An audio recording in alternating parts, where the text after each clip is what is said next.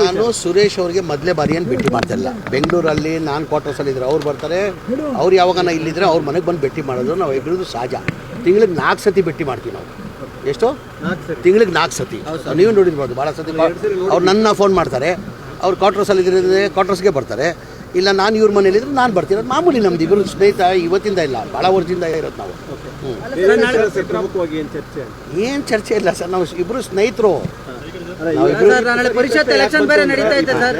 ಸಹಜವಾಗಿ ತಾವು ಮೊದಲ ಬಾರಿಗೆ ಸಚಿವ ಸಂಪುಟದಲ್ಲಿ ಬರ್ತೀರಿ, ಮೊದಲ ಲಿಸ್ಟ್ನಲ್ಲಿ ಅಂತ ಇತ್ತು, ತಡವಾಗಿದೆ. ಹಾಗಾಗಿ ಸಹಜವಾಗಿ ಕುತೂಹಲ ಇದೆ. ತಮ್ಮ 2ನೇ ಲಿಸ್ಟ್ ಕುತೂಹಲ ಏನಿಲ್ಲ. ನಾನು ಪದೇ ಪದೇ ಅವಾಗ ಹೇಳ್ತಾನೆ ಇರ್ತೀನಿ, ನಮ್ಮ ಪಕ್ಷ ಹೈಕಮಾಂಡ್ ಏನು ನಿರ್ಧಾರ ಮಾಡಿದಾಗ ಅದಕ್ಕೆ ಬದ್ಧ ಅಂತ. ಫಸ್ಟ್ ಲಿಸ್ಟಲ್ಲಿ ಮಾಡ್ತಾರಂತ ನಿರೀಕ್ಷೆ ಇಟ್ಕೊಂಡಿದೆ, ಸೆಕೆಂಡ್ ಲಿಸ್ಟಲ್ಲೂ ಮಾಡ್ತೀನಿ ಅಂತ ನಿರೀಕ್ಷೆ ಇಟ್ಕೊಂಡಿದ್ದೀನಿ. ಮಾಡಿಲ್ಲ ಅಂದರೂ ನನಗೇನು ಸಮಸ್ಯೆ ಇಲ್ಲ, ತೊಂದರೆ ಇಲ್ಲ. ಏನಕ್ಕೆ ಪ್ರೊಟೆಸ್ಟ್ ನಾನು ಅಭಿಮಾನಿಗಳು ಮಾಡ್ತಾರೆ, ನಾನು ಮಾಡ್ತಾಯಿದ್ದೀನಿ. ಈಗ ನಾನು ಕೇಳ್ತಾ ಇದ್ದೀನಿ, ನಾನು ಮಂತ್ರಿ ಮಾಡಿ ಅಂತ ಮಾಧ್ಯಮದಲ್ಲಿ ಕೇಳ್ತಾ ಇದ್ದೀನಿ. ಅಭಿಮಾನಿಗಳು ಎಲ್ಲಾದರೂ ಸಹಜ. ಅದು ಅವ್ರವ್ರ ಅಭಿಮಾನಿಗಳು ಅವ್ರ ಲೀಡರ್ನ ಮಂತ್ರಿ ಮಾಡೋಂತ ಕೇಳೋದಂತ ಎಲ್ಲ ಕಡೆ ಸಹಜ. ಅದು ಭಾಳ ಜನ ಕೇಳ್ತಾರೆ, ಹಂಗೂ ನನಗೂ ಕೇಳ್ತಾರೆ. ಸ್ವಲ್ಪ ಬೇಸರದಲ್ಲಿ ಖಂಡಿತ ಇಲ್ಲ, ಖಂಡಿತ ಇಲ್ಲ, ಏನೇನು ಇಲ್ಲ. ನನ್ನ ಮುಖದ ಮೇಲೆ ಕಾಣ್ತಾ ಇದೆಯಾ ಬೇಸರ ಇದೆಯಾ ಅಂತ? ನನ್ನ ಮುಖದ ಮೇಲೆ ನಾನು ಕಾಣ್ತಾ ಇದೆಯಾ ಬೇಸರ ಇದೆಯಾ ಅಂತ? ಖಂಡಿತ ಏನೇನು ಇಲ್ಲ.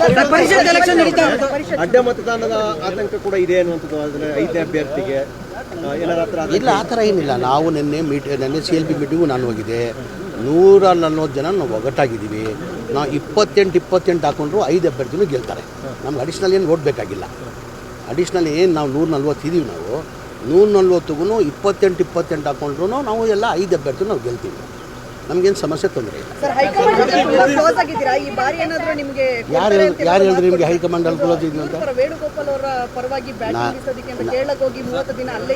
ಎಲ್ಲಿ? ನಾನು ಕೇರಳ ಚುನಾವಣೆಗೂ ಹೋಗಿದೆ, ತೆಲಂಗಾಣ ಚುನಾವಣೆಗೂ ಹೋಗಿದೆ. ಪಕ್ಷ ನನಗೆ ಏನೇನು ಜವಾಬ್ದಾರಿ ಕೊಟ್ಟಿದೆ ಆ ಜವಾಬ್ದಾರಿನ ನಾನು ನಿಭಾಯಿಸ್ಕೊಂಡು ಬಂದಿದ್ದೀನಿ. ಮುಂದೇನು ಪಕ್ಷ ಏನು ಜವಾಬ್ದಾರಿ ಕೊಡ್ತಾರೆ ಅದು ನಿಭಾಯಿಸ್ತೀನಿ. ಅಗತ್ಯನೇ ಇಲ್ಲಲ್ಲ ನಮಗೆ. ನಾವು ಹೇಳ್ದಿಲ್ಲ 28 ಹಾಕೊಂಡ್ರು ನಾವು 5 ಜನನೂ ನಾವು ಗೆಲ್ತೀವಿ. ಬೇಕಾಗಿಲ್ಲ, 28 ಗಿದ್ರೆ ಸಾಕು. ಟೌನ್ಶಿಪ್ ವಿಚಾರದಲ್ಲಿ ಸಾಕಷ್ಟು ಜಟಾಪಟಿ ನಡೆದಿದೆ. ಕುಮಾರಸ್ವಾಮಿ ಅವರು ಸರ್ಕಾರದ ವಿರುದ್ಧ ಈಗ ಟೌನ್ಶಿಪ್ ಮಾಡಬೇಕಂತ ಶುರು ಮಾಡಿದೆ, ಚಾಲನೆ ಕೊಟ್ಟಿದ್ದೆ ಕುಮಾರಸ್ವಾಮಿ ಅವರು. ತಮಗೆಲ್ಲ ಗೊತ್ತಿದೆ. 2006ರಲ್ಲಿ ಅವಾಗಲೂ ನಾನು ಮಂತ್ರಿ ಆಗಿದ್ದೆ.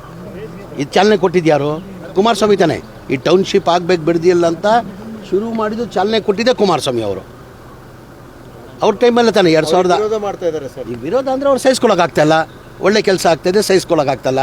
ರೈತರಿಗೆ ಅನುಕೂಲ ಆಗಿಬಿಡ್ತಾರೆ, ರೈತರೆಲ್ಲ ಶ್ರೀಮಂತರಾಗ್ಬಿಡ್ತಾರೆ. ಅವ್ರಿಗೇನು ರೈತರಾಗೇ ಇರಬೇಕು, ಶ್ರೀಮಂತರಾಗಬಾರ್ದಂತ. ಈಗ ಟೌನ್ಶಿಪ್ ಆದರೆ ಏನಾಗ್ತದೆ? ಲ್ಯಾಂಡ್ ವ್ಯಾಲ್ಯೂ ಜಾಸ್ತಿ ಆಗ್ತದೆ, ಲ್ಯಾಂಡ್ ವ್ಯಾಲ್ಯೂ ಬರ್ತದೆ. ಅವ್ರ ಲೆಕ್ಕಾಚಾರ ಏನಂದರೆ ರೈತರಾಗೇ ಇರಬೇಕು, ಬಡವರಾಗೇ ಇರಬೇಕು, ಅವ್ರು ಶ್ರೀಮಂತರು ಆಗಬಾರ್ದು.